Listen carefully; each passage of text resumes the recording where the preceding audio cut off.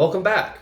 We're still plugging away at Rotten Tomatoes' top 200 horror movies of all time, and coming in today at number 193 from 1987 is The Lost Boys. Now, The Lost Boys currently has a critical consensus rating of 77% on Rotten Tomatoes, but it has 85% from the audience. And it also has a 7.2 out of 10 on IMDb. And the synopsis to Lost Boys goes as follows. Teenage brothers Michael, Jason Patrick, and Sam, Corey Haim, move with their mother, Diane Wiest, to a small town in Northern California, while the younger Sam meets a pair of kindred spirits in geeky comic book nerds Edward, Corey Feldman, and Alan, Jameson Newlander. The angst-ridden Michael soon falls for Star, Jamie Gertz, who turns out to be enthralled to David, Kiefer Sutherland, leader of a local gang of vampires.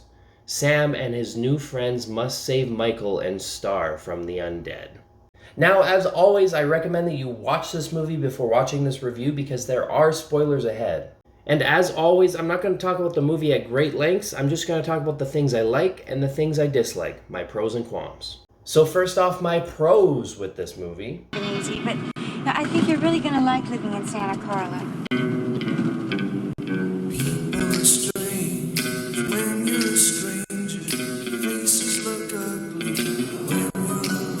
I really enjoy this People Are Strange intro. It's a good fit for the town, and it kind of gives a weird vibe to the town, which is what this is all about.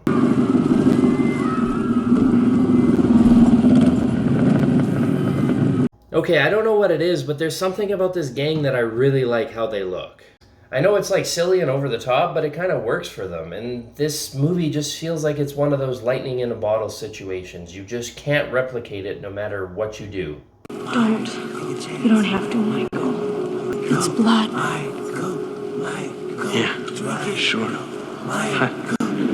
I like that Star is being truthful with Michael here because she's not fully turned as we find out later, so it makes sense for her to try and still want to save him. One thing about living in Santa Carla I never could stomach. All the damn vampires.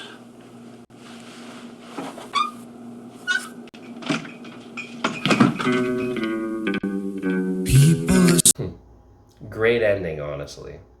And now on to my qualms with this movie.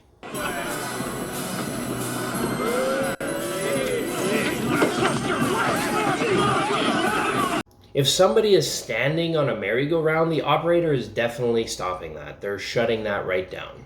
Second shelf is mine. That's where I keep my root beers and my double-thick Oreo cookies. I know Grandpa's wild and wacky and whatever, but why are Oreos in the fridge? Excuse me. I wonder if you could help us. This little boy is lost, and we were wondering if his mother might be in here. Boy, you're lucky, lady, because for all you know, this store could be a front for kidnapping. In fact, that guy could just be there just so that people bring in kids off the street and then he just takes them away. Worried. Don't run off. There you are. Thank you. Look, he even has candy on hand. Admit it, you're chasing her. I'm at the mercy of your sex glands, bud. Sex glands. Take this. Foreshadowing. Think of it more as a survival manual. There's a number on the back. This just says 69. Pray you never need to call us. I'll pray I never need to call you. Sure. I like that Edward and Alan walk away after this conversation as if Sam is the one who owns the store, when it's these kids who work at the store. Wanna get something to eat? Okay.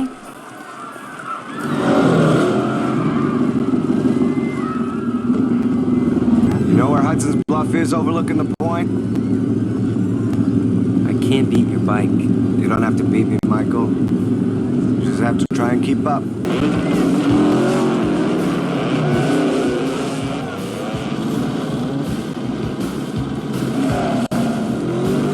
So let me get this straight, Michael. You're hitting on a taken girl, and now a local motorcycle gang invites you to follow them into God knows where. They are going to kill you and dump your body somewhere. Michael, would you do me a favor? Max asked me to go to dinner with him after work tonight. Would you stay home with Sam? Why do you have to ask Michael to babysit? Why don't you just ask Grandpa? You know, it's been a long time since somebody asked me to go to dinner. Well, I hope it's been a long time. According to you, you just recently divorced. Hey, anything around here that might pass for aftershave? How about some Windex, Grandpa? Yeah, let me try some of that, huh? Yeah.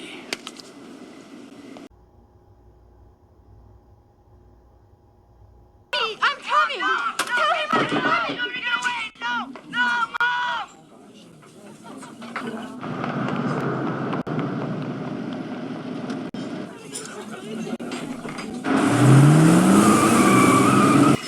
Mom? Huh? Could I sleep in here with you tonight? In here? So you just ditched out on this date, but you're not going to tell him why, or at least call the restaurant. I'm sure they could, relay a message, or phone him and leave a message on the answering machine. I have to talk to you. Can I come up? No! You shut the window and lock your door. How could Star come in? She literally was on the ground and asked if she could come in, and they said no. But she still came in anyway. Doesn't a vampire have to be invited to come inside? Sorry, Mr. Vampire. Okay, Sam, where the hell did you get a bag of garlic like that?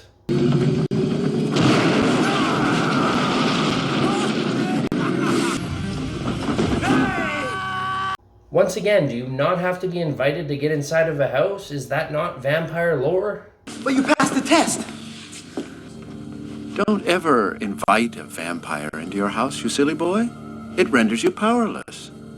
So because Max was invited inside the house, that means you are rendered powerless to him and that your tests don't work on him. But I thought the whole thing of vampires not showing a reflection was because of a lack of a soul, because they are the undead. So regardless of invite, they shouldn't be able to have a workaround of something that they don't have.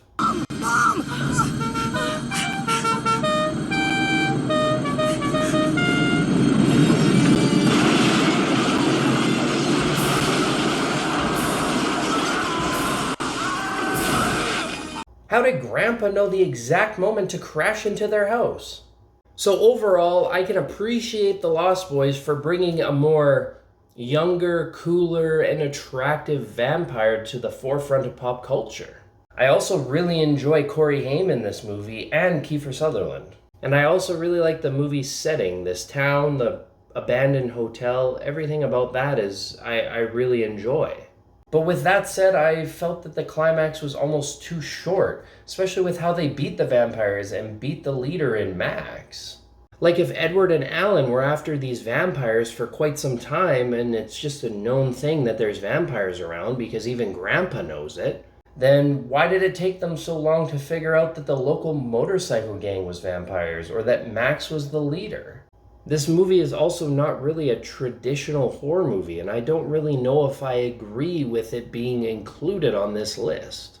And for those reasons, I'm gonna have to put The Lost Boys on my okay tier on my movie list. Now, did I miss anything? Do you agree? Do you disagree? Let me know down below. And as always, this is just my opinion. Thanks for watching.